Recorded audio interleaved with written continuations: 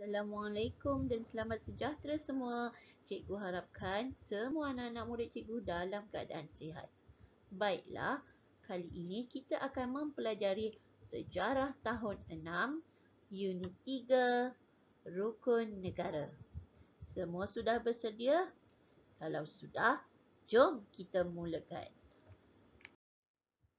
Di akhir pembelajaran, murid dapat menyatakan usaha pemupukan perpaduan sejak kemerdekaan, menghuraikan sebab pengenalan rukun negara dan menyatakan 5 prinsip rukun negara.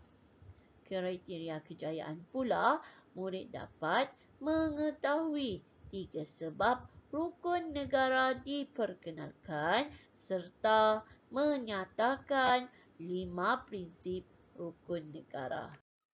Baiklah, mari kita lihat dahulu latar belakang pembentukan rukun negara. Rukun negara telah diperkenalkan sebagai ideologi negara oleh Magiran, iaitu Majlis Gerakan Negara. Magiran ini telah diketuai oleh Tun Abdul Razak bin Datuk Husin.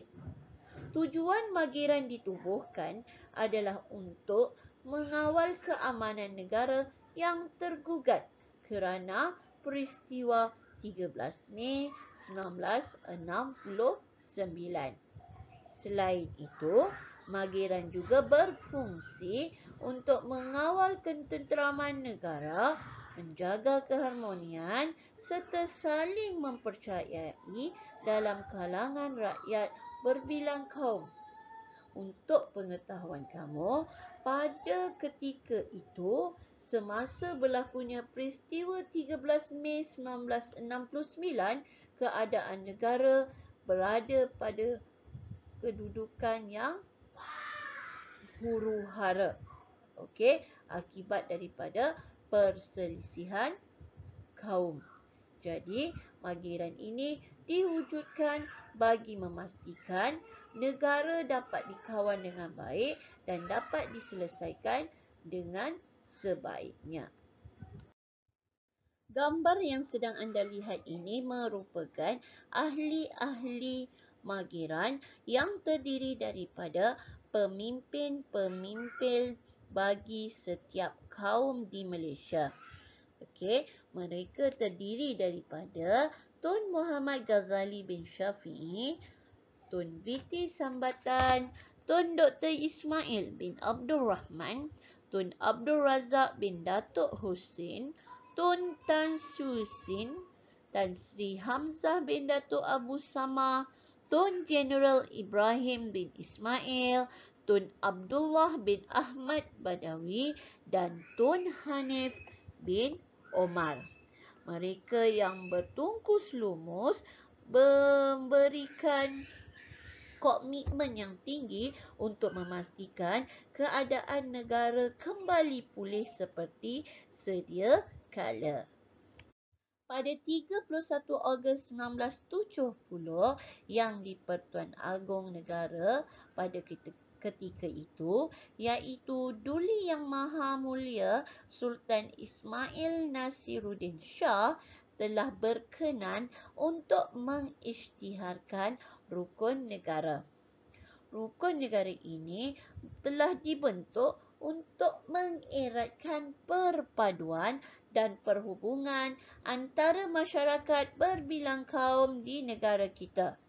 Ia juga bertujuan untuk memastikan masyarakat berbilang kaum negara kita akan hidup saling memahami, saling bekerjasama dan saling bertolak ansur untuk memastikan peristiwa hitam negara, iaitu peristiwa 13 Mei 1969 tidak akan berulang lagi.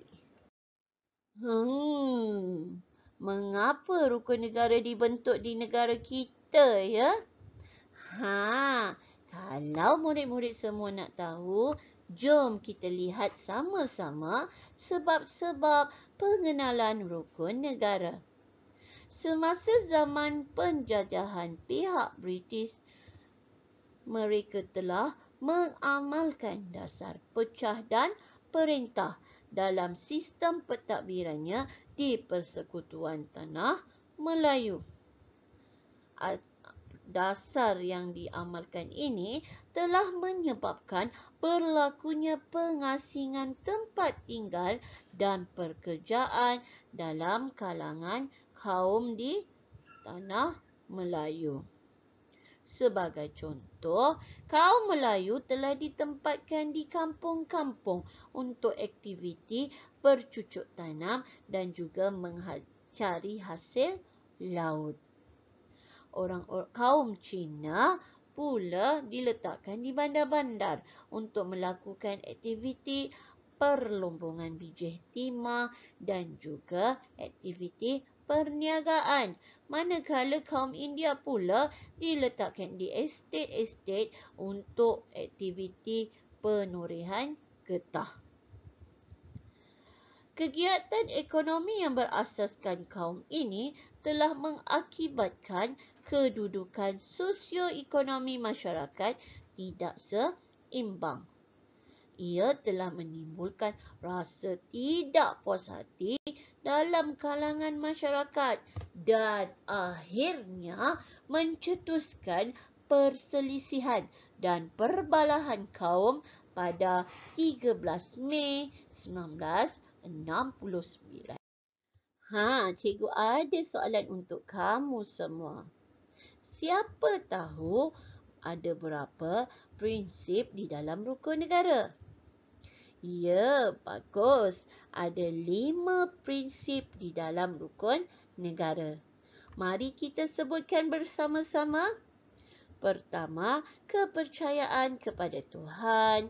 Kedua, kesetiaan kepada raja dan negara. Ketiga, keluhuran perlembagaan. Keempat, kedaulatan undang-undang. Dan kelima, kesopanan dan kesusilaan. Baiklah murid-murid, sebagai masyarakat Malaysia yang bertanggungjawab, kita seharusnya mengamalkan prinsip rukun negara ini di dalam kehidupan seharian. Ia adalah untuk memastikan agar negara kita sentiasa dalam keadaan yang aman, damai dan peristiwa 13 Mei 1969 tidak akan berulang lagi. Baiklah, setakat ini sahaja topik kita pada kali ini. Saya harapkan semua anak-anak murid cikgu faham dan jelas dengan topik kita hari ini. Selepas ini, jangan lupa untuk tekan butang subscribe, like dan share sebagai tanda sokongan anda kepada cikgu. Bye!